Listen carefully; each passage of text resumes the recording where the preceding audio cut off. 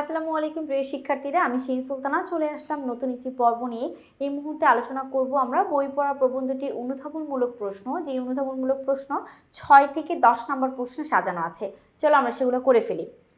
দেখো, সাহিত্য সাক্ষাৎভাবে উদারপূর্তির কাজে লাগে না কেন? অর্থাৎ সাহিত্য সাক্ষাৎভাবে মানে সরাসরিভাবে পেট ভরানোর কাজে লাগে না কেন? উদারপূর্তি মানে পেট ভরানো বা অর্থ, নগদ অর্থের কাজে লাগে না কেন? দেখো, তুমি যদি সাহিত্যের বই সারা জীবন পড়ো তাহলে তোমাকে বাসায় কিন্তু কেউ এসে নগদ টাকা দিয়ে যাবে না। তাই এখানে বলা হচ্ছে সাহিত্য সরাসরিভাবে আমাদের উদারপূর্তির কাজে লাগে না। সাহিত্য সাক্ষাৎভাবে উদারপূর্তির কাজে লাগে না, কারণ পরীক্ষায় পাশের জন্য সাহিত্য চর্চার প্রয়োজন একেবারেই নেই। শিক্ষা আমাদের গায়ের জ্বালা ও চোখের জল দূর করবে। আমাদের চিন্তা নোট ও পাঠ্য বই পড়ে পাশ করা এবং চাকরি করা। আমাদের চিন্তা হচ্ছে নোট ও পাঠ্য বই পড়ে পাশ করা এবং চাকরি করা। যেহেতু সাহিত্য চর্চার ফল হাতে হাতে পাওয়া যায় না, তাই পাঠ্য বইয়ের বাইরে অন্য বই পড়তে আমরা অনিচ্ছুক। আমাদের ইচ্ছা করে না, কেননা তা পরীক্ষায় পাশ করে উদারপূর্তির কাজে লাগানো সম্ভব না। উদারপূর্তি মানে পেট ভরানোর কাজে লাগানো সম্ভব না। এবার হচ্ছে আমাদের 7 নম্বর প্রশ্ন। 7-এ কি আছে দেখো, মনের দাবি রক্ষা না করলে মানুষের আত্মা বাঁচে না কেন? আনন্দের সংস্পর্শে মানুষের মন প্রাণ সজীব, সতেজ ও সরাগ হয়ে ওঠে। মনের আনন্দের সেই দাবি রক্ষা করতে না পারলে মানুষের একেবারে আত্মা বাঁচবে না। সাহিত্য তার রসচঞ্চল করে মানব মনকে সরস করে তোলে, মানে একেবারে জীবন্ত করে তোলে। মানুষের আত্মাকে বাঁচিয়ে রাখতে তাই সাহিত্য চর্চার কোনো বিকল্প নেই।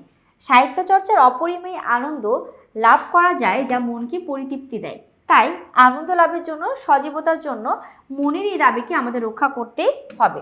অর্থাৎ আমরা যদি আমাদের মনের দাবি অর্থাৎ মানুষের আত্মা বাঁচাতে চাই, তাহলে আমাদের বেশি বেশি করে বিভিন্ন বই পত্র সাহিত্যের সাথে আমাদের যুক্ত থাকতে হবে।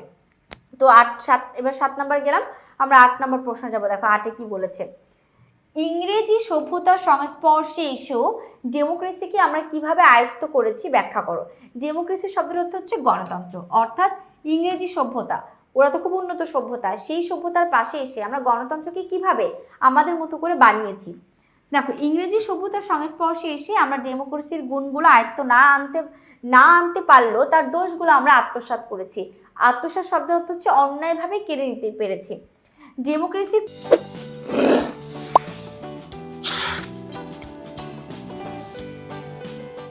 প্রবর্তকরা মানে গণতন্ত্রের গুরুরা সবাইকে সমান করার লক্ষ্য থেকে ডেমোক্রেসির উদ্ভাবন করেন।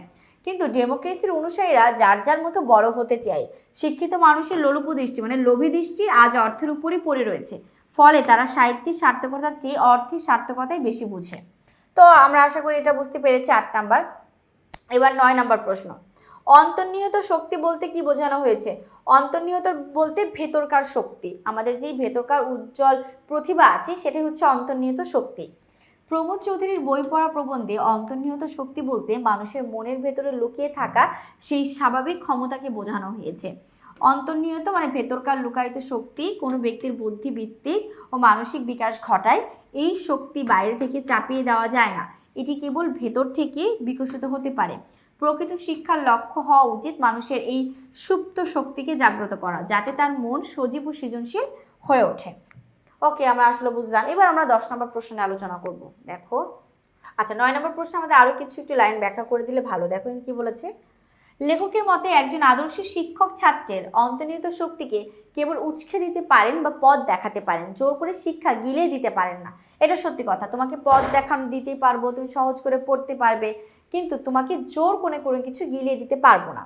সহজ কথায় একজন মানুষের চিন্তা করার এবং জগৎকে বোঝার যে নিজস্ব সহজাত সামর্থ্য থাকে, লেখক তাকে অন্তর্নিহিত শক্তি বলেছেন। ওকে, এবার আমরা দেখবো 10 নম্বর প্রশ্ন। 10-এ কি আছে খেয়াল করি, বই পড়াকে কেন সর্বশ্রেষ্ঠ শখ বলা হয়? প্রমোদ চৌধুরীর মতে বই পড়া মানুষের শ্রেষ্ঠ শখ, কারণ এটি মানুষের আত্মিক ও মানসিক বিকাশে অত্যন্ত ভূমিকা রাখে। মানুষের মৌলিক চাহিদা মেটানোর পর মনের যে ক্ষুধা থাকে তা কেবল জ্ঞান ও সাহিত্য চর্চার মাধ্যমে মেটানো সম্ভব। বই মানুষের মনের দিগন্ত প্রসারিত হয় বই মানুষের মনের দিগন্ত প্রসারিত করে। জোর করে চাপিয়ে দেওয়া শিক্ষার চেয়ে স্বেচ্ছায় বই মানুষকে প্রকৃত সুশিক্ষিত ও স্বশিক্ষিত করে তোলে। বইয়ের মাধ্যমে মানুষ ঘরে বসেই দেশ বিদেশের ইতিহাস, সংস্কৃতি এবং মহৎ ব্যক্তিদের চিন্তাধারার সঙ্গে পরিচিত হতে পারে। তো এই জন্যই আমাদের বই পড়াটা খুব ইম্পর্ট্যান্ট।